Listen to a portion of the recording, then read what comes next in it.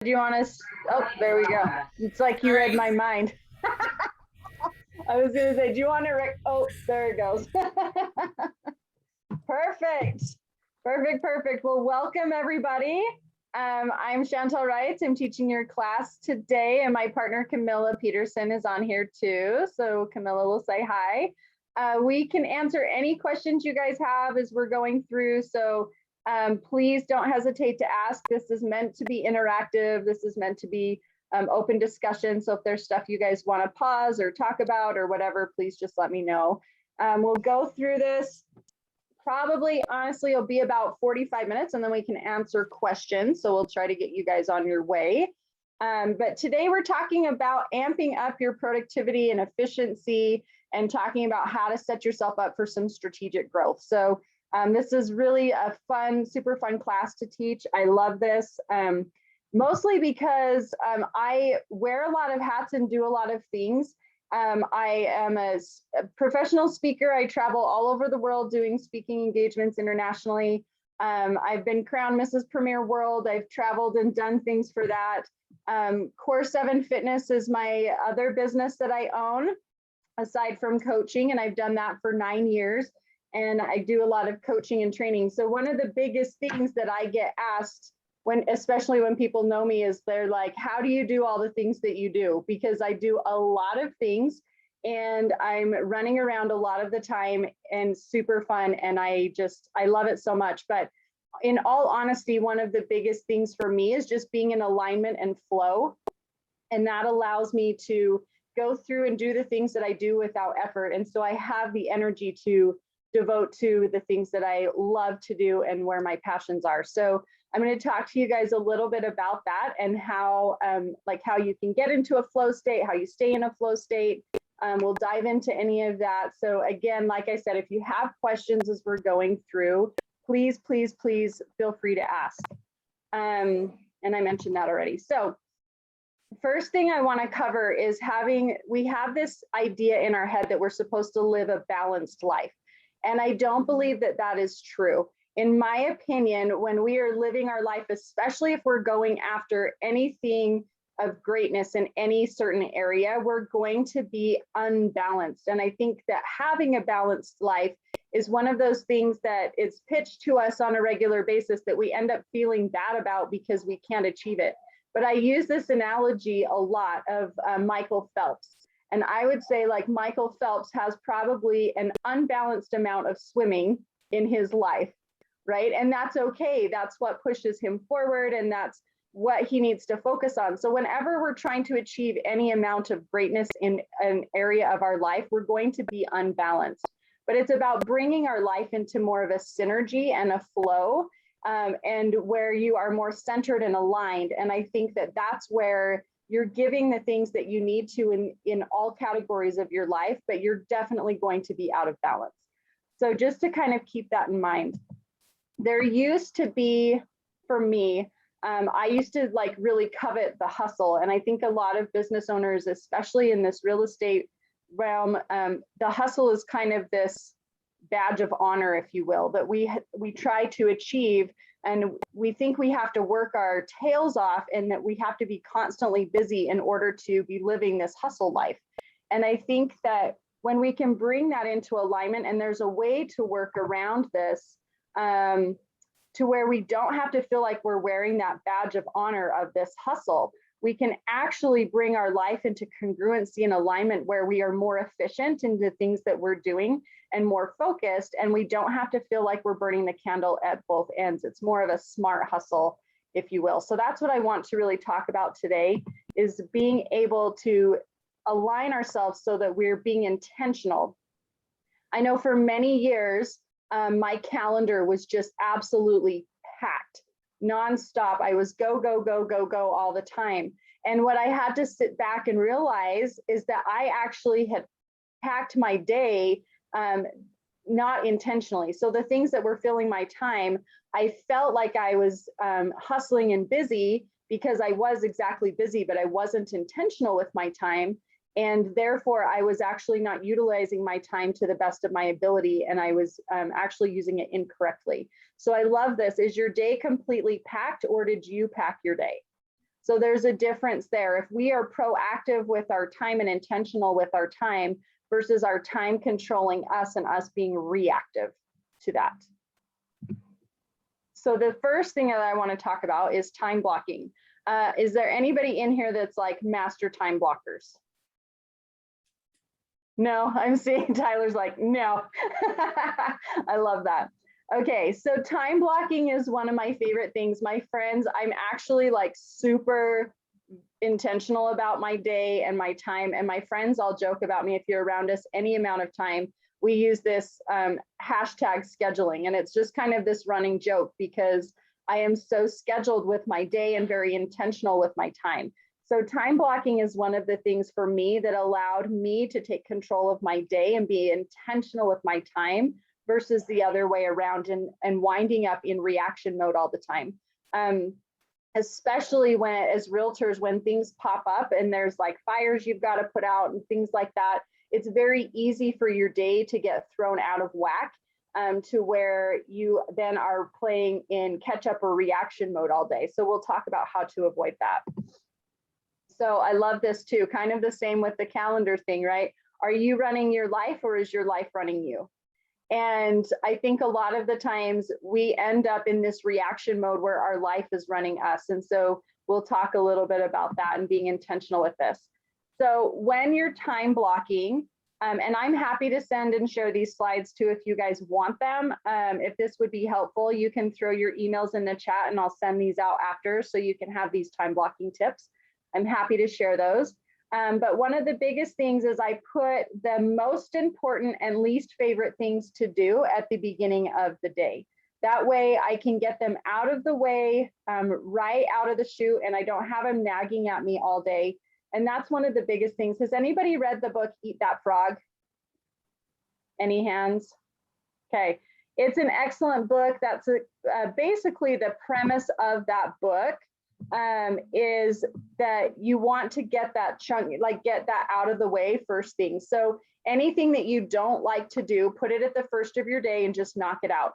There's a couple of reasons for this. First of all, it leaves you feeling like it gives you this energy of production that carries with you throughout the day, which is fantastic. And the other thing is, if you think about that energy, when you have something that you know you have to do, and it's nagging at you all day, and you have that energy of procrastination of where you keep putting it off and putting it off and putting it off, and it just follows you around all day long, that energy carries with you. So energetically, it is so good just to knock it out and get it done with at the beginning. Anything that you have that's recurring in your calendar, make sure that you put it in and just have as a recurring block in your calendar constantly. I am kind of a nerd in the fact that I use a digital calendar because it's easy, but I also like to have a paper calendar with me because it just helps me to kind of just at a glance see without having to get into my phone and be distracted by my phone. Because oftentimes that can happen is if I get in and check my calendar, then something pops up and I'm like, oh, all of a sudden I'm lost in my phone for 20 minutes. So I do like to have both. Just because when I need to have my phone off and I can focus on what I'm doing, I have at a glance, I can keep myself on task. That kind of leads into the next one too. But making sure that when you are working in one of your blocks, that you remove all of your distractions. So phone off, email off, anything with notifications, just keep it out of sight, out of mind. We actually lose most of our productivity and efficiency when we bounce from one thing to the next.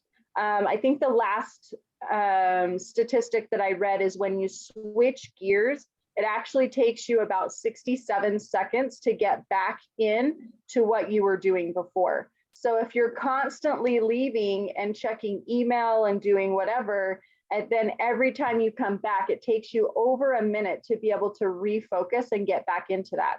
And if you have constant distractions going off, if you think in an hour you have 15 text messages or you have 20 emails that come in or whatever it may be, you actually will lose about 20 minutes, 30 minutes of your productivity.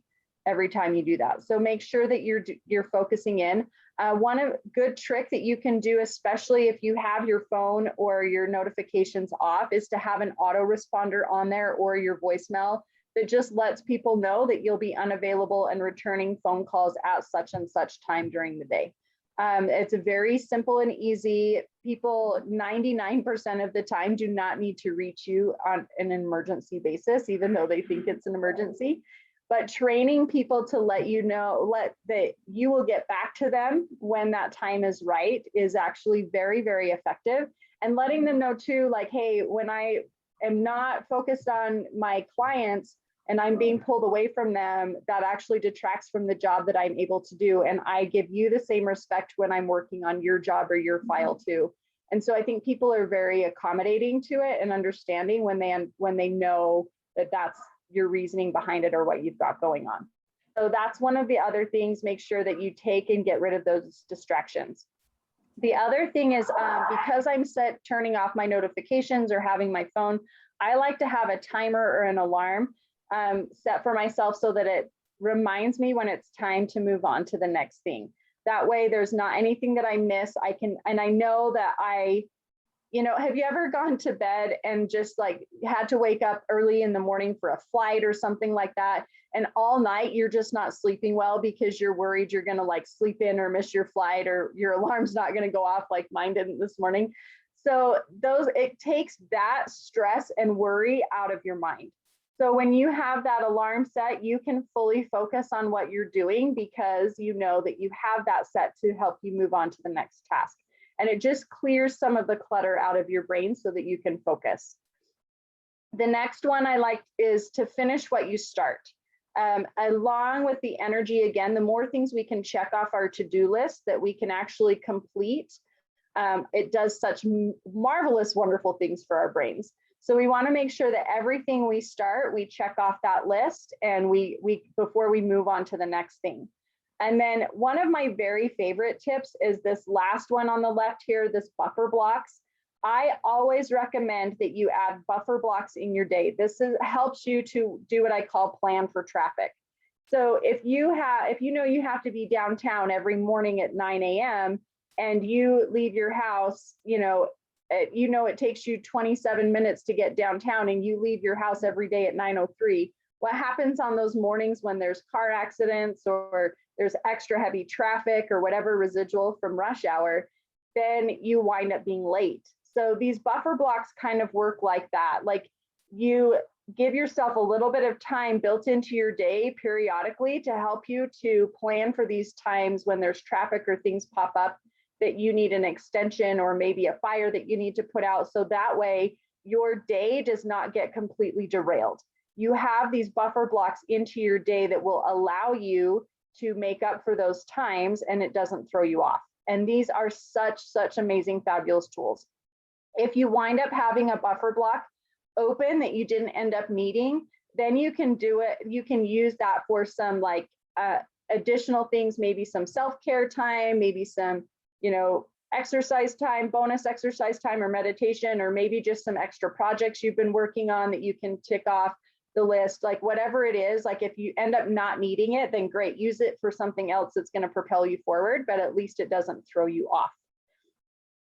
The next thing that I want to cover, does anybody have any questions there before we move into these next little tips? Okay, cool. I love this quote in the middle too. Focus on being productive instead of busy. A lot of times we trick ourselves into thinking we're doing more than we are because we're busy, but we're actually not being very productive. So focus on those keys that will help you to be productive.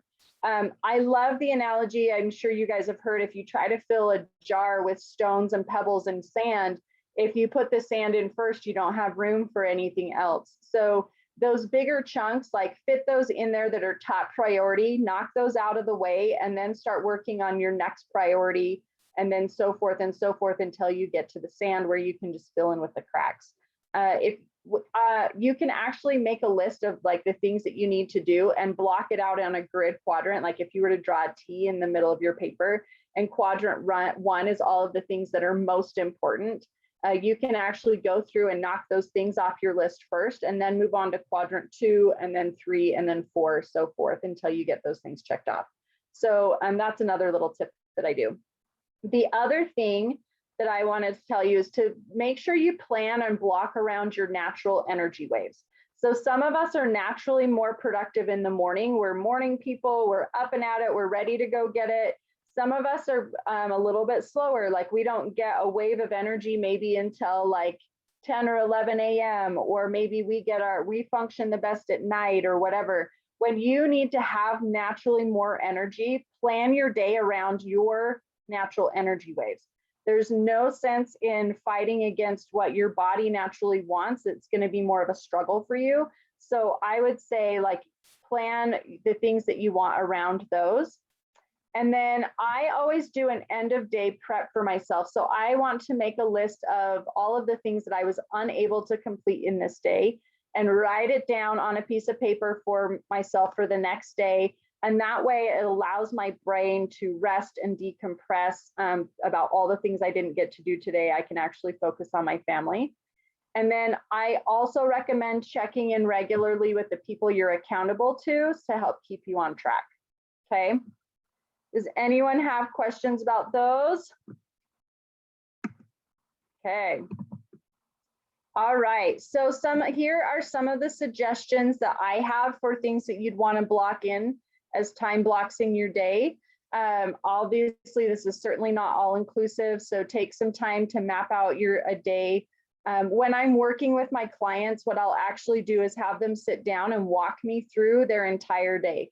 From the time they wake up in the morning to the time they go to bed. We assess all of the things in between, and we start to create what a day looks like and to create their time blocks. And we do that for every day of the week. And that way we make sure we have their entire week mapped out, and then they can go through and fill in the space with the other things that they have to do or want to do. So some of the things that I suggest you put in: morning meditation, time to work out and move your body. We'll talk a lot about that later on. That's a really good way to boost your productivity, actually. Block out your meal times, especially as realtors and you're on the go. Forgetting to eat I know I hear a lot from clients that that's a problem. So make sure you block out your meal times. Anything that's work or anything required daily. So if there's stuff that, like, you have to take kids to school, or Tyler records his podcast or whatever that is, make sure those are already blocks of time in your day.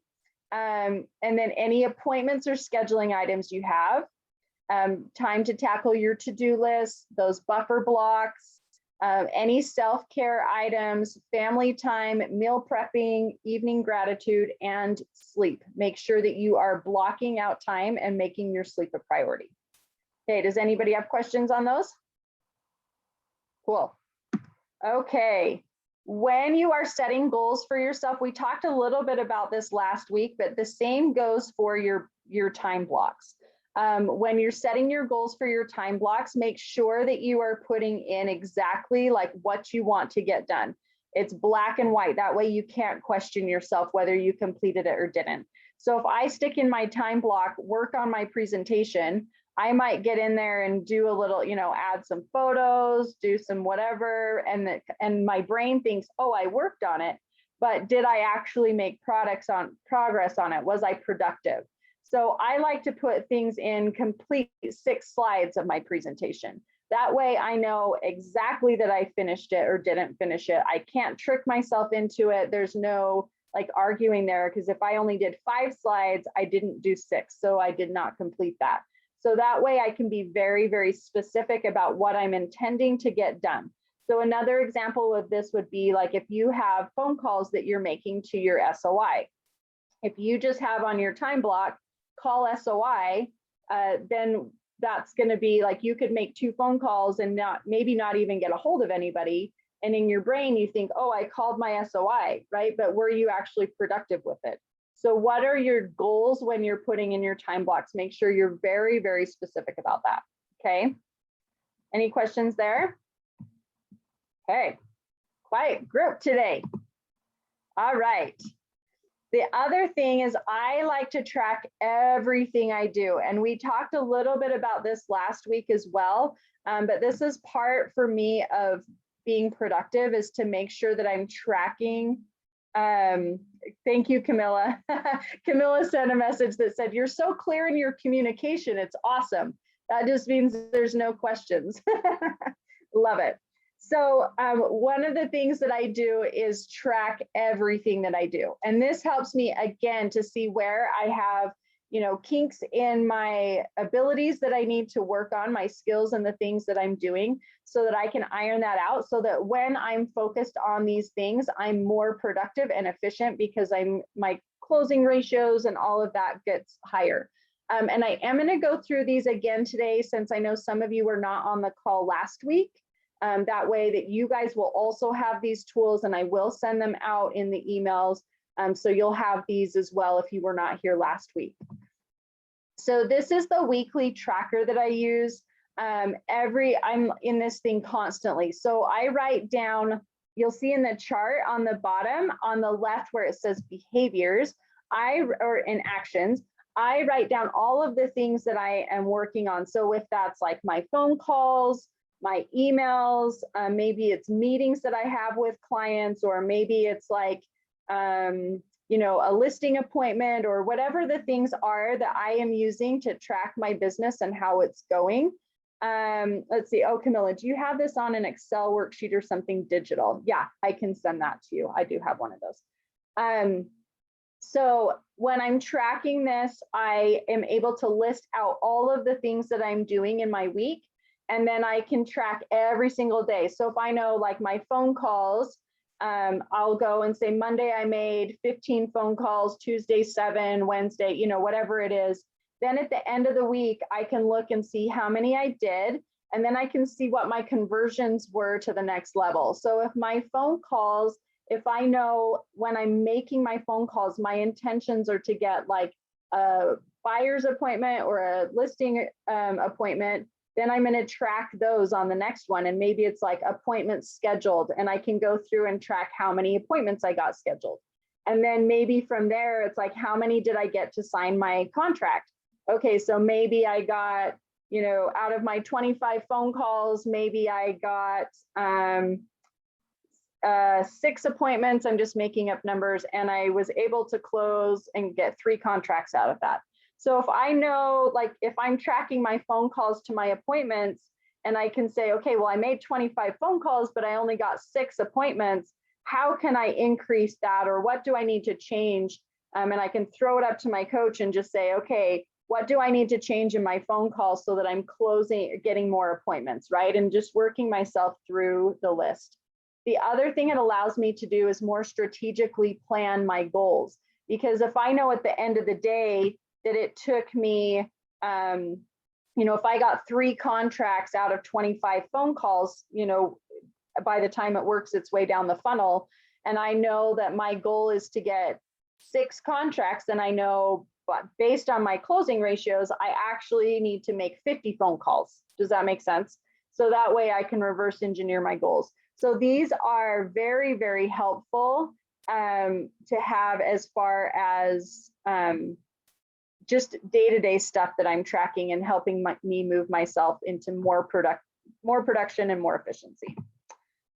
These are the sheets, again, that you can use to have like a weekly accountability, and making sure that you are checking in with your team and getting moving yourselves forward. So again, if you decide to set up an accountability group, this is an excellent form to use. Just have everyone in the group use this form when they report in.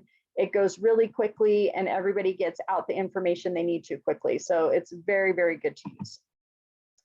Then once I've been going for a month or two, these are the things that I like to go and check back in on as far as how I'm tracking for the month.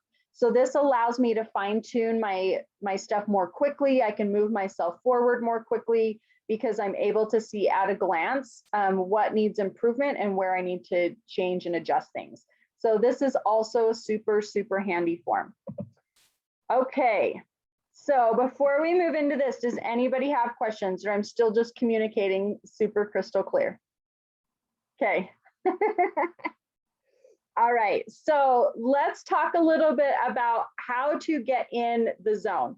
Have any of you ever experienced a time, I want you to think of a time where you were just humming along, like you were like killing it, your appointments were getting set, your phone calls were going awesome, you were super focused, like everything was falling into place.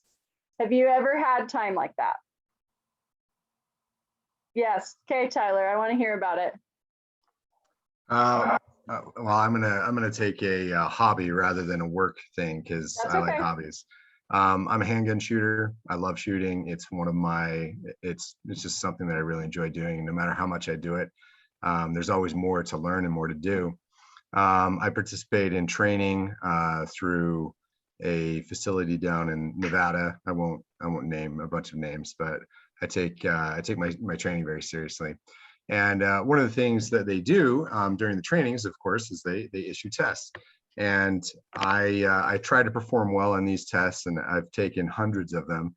But they're always the same. You always face the exact same challenges, right? Are the holes in your target exactly where they should be? And are you shooting in time, right? Because everything is timed to create pressure. And I've always been a good shooter, but a couple of years ago, I found myself in the zone, if you want to call it that, where I was so dedicated to making this test just be amazing that I sat down and meditated before my test. And when I got up to shoot, everything was in order. Everything was in line. Everything flew by. I was shooting under time. I was shooting perfect groups.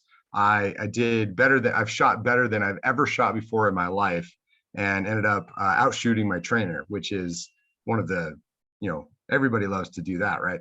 So anyway, it's just a great example of when you focus on getting the small skills down to where they're just reactionary. You just do them, no matter where you are, what you're doing, you do the proper thing because you've trained it. Everything else that opens your brain up so that you can just focus on the right things and spend all of your good creative energy doing what you really want to do. Yep, I love that. Camilla threw in the chat automatic. And I think that is a huge thing, is that you're so practiced that it just becomes automatic. You don't even have to think about it, right? There's that flow and that zone.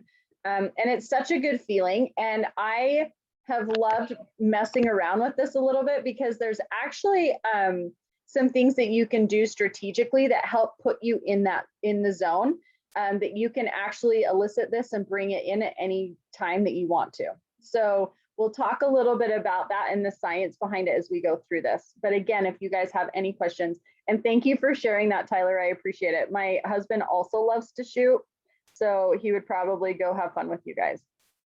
Okay.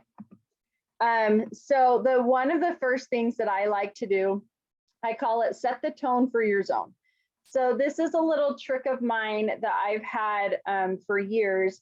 I actually have a list of affirmations, if you will. It's more like it's a little paragraph that I read to myself out loud before I step into any situation. So that way I'm able to go in and determine, like set my intention for how I'm going to show up in that space. So a couple of examples of how I use this. If I'm going to speak, if I'm going to present, if I'm teaching a class, if I'm teaching at my fitness studio, if I'm like anything like that, and even one that I have for home, that when I pull into my garage and shut my garage door, I will sit in my car for a few minutes and read these intentions to myself out loud before I set foot in my house, so that I am intentional about my space and my time that I am using at that moment, and I can be focused on my thing. This does a couple of things for me. No matter how my day has gone to that point, I'm immediately bringing my focus back and resetting my intention for that moment so that I can clear out whatever I've been holding on to as, previously. Like maybe I had a struggle with clients, or that doesn't really happen, but whatever is going on, and maybe I was stressed in traffic, or maybe, I just had whatever, like I can shed that before I walk into my next meeting or my appointments, or, even my time with my family. So I keep them as notes in my phone.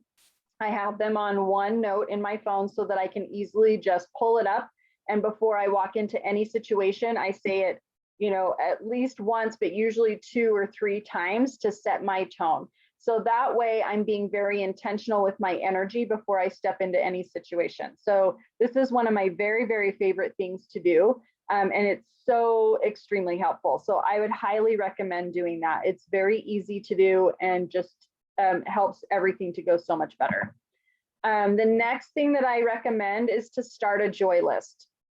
So self-care plays such a massive role in how we show up and the energy that we have throughout our day. When we take time for ourselves, it actually increases our productivity and efficiency. Our body performs and responds better. We're able to just get in and get the things done. We're more clear and fresh, and our brains are able to focus on the things that we need to. So I recommend having a joy list. Take your time to make sure that you check off 1 to 3 things each week that you can do just for yourself, for no one else. So for Tyler, maybe that's shooting, right? Like whatever it is, just take that time. And if you are having a stressful week, I recommend you up this to 5 to 7. So this will absolutely help you increase your productivity. It helps elevate your vibration, and it also helps to boost your confidence. So there's a lot of things that happen when we're taking care of ourselves. Okay, and I love this too. So I have this deck of, they're called, actually I can't remember what they're called, but they're like funny affirmations. So I thought this was super fun. So this one was on joy, and it says, to enjoy something, I simply need to add joy to it. Joy is like butter. I can put it on anything and it'll make it way better. Today, I will add joy to everything. Really slather it on. Today, I am the Orville Redenbacher of joy, and life's popcorn is about to get it. So it's just a fun little thing. Oh, it's called affirmators. I put it at the bottom. It's just like a deck of cards, and you can pull one out, and they're just really fun. So I thought I would add that in there because I loved that one. All right, sleep is the next one. For a long time, I was really terrible about my sleep, and I just thought, there's such, again, that badge of honor with the hustle where you're burning the candle at both ends. For a long time, I was actually like burning it at both ends and torching it in the middle. And so my sleep would be the last thing to come into play until I realized that actually neglecting my sleep was holding me back and making me so much less productive. So sleep deprivation has massive, massive impacts on your health. It increases the risk of diabetes. It increases the risk of heart disease, stroke, high blood pressure, obesity. Lack of sleep affects our mood. It actually lowers our immune system, causing us to get sick more often, which impacts obviously our productivity as well. And it has massive negative effects on our hormone levels, and especially those impacting hunger. So it's like lack of sleep plays such a major role. So make sure that you are taking that time to get adequate, and not just adequate sleep, but actually good quality sleep.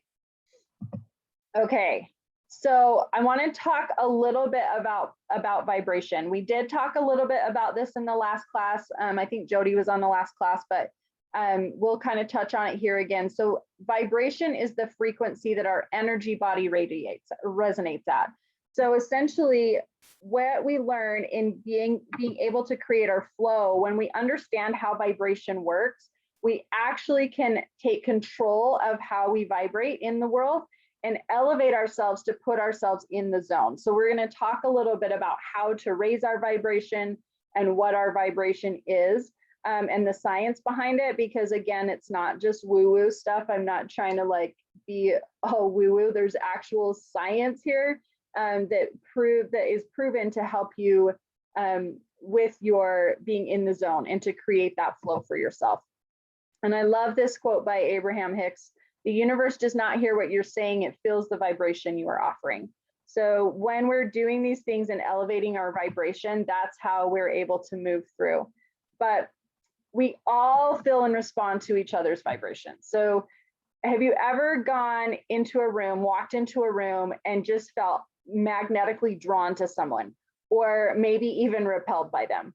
Like their energy is not good, or maybe it's awesome. Like there is a certain frequency that we resonate at, and our bodies can sense that before we even can, right? The higher that our vibration is, the more aligned we are with our greater purpose, the more in touch we are with our higher selves. This is when we are living in flow. This is when we have that connection. And when these things happen, we are able to function at a higher level, okay? And the way this works, again, just briefly touching on this, because I know we've covered this before, but as human beings, as anything on this earth, we are made of atoms. And atoms are actually 99.999+% energy. Everything in the universe is made up of atoms vibrating at different frequencies. Even the things that we think are solid are actually just vibrating at in a different energy field at the quantum level. So the higher the frequency of our vibration, the lighter we feel, the more connected we feel, the more focused we feel. We operate with greater personal power. We have more clarity, peace, love, joy, hope, all of those good things that we want more of in our lives. So this is how this works, okay? So when we are operating at this higher vibration, it actually nourishes our physical bodies in a different way. Okay, our bodies then respond to this higher vibration with increased blood flow to our tissues, our muscles, and our organs. Oxygen is carried in our blood to the various systems throughout our bodies, nourishing them more optimally. So this is why it is important to elevate your vibration. And if you want to get in the zone and to be intentional about getting there, you have to understand how your body works and how the energy in your body works. Once you understand that, you can then be intentional about raising your vibration. And there are things that you can do that will actually elevate you in this way, okay? The first one is exercise. And it doesn't have to be strenuous exercise. It doesn't have to be, for extended period of time, but we want to elevate our heart rate and we want to get ourselves in the zone. Exercise is one of the fastest ways to do that. There is actually a measured heart rate for when you're in the zone. Your heart rate actually is at about 110 to 140 beats per minute. So if you know that and you want to get yourself in the zone, taking even small exercise breaks before you want to sit in and do something that requires a lot of focus is so beneficial. Being able to move your body. My oldest son had ADHD when he was little, probably still does, but we kind of manage it better now.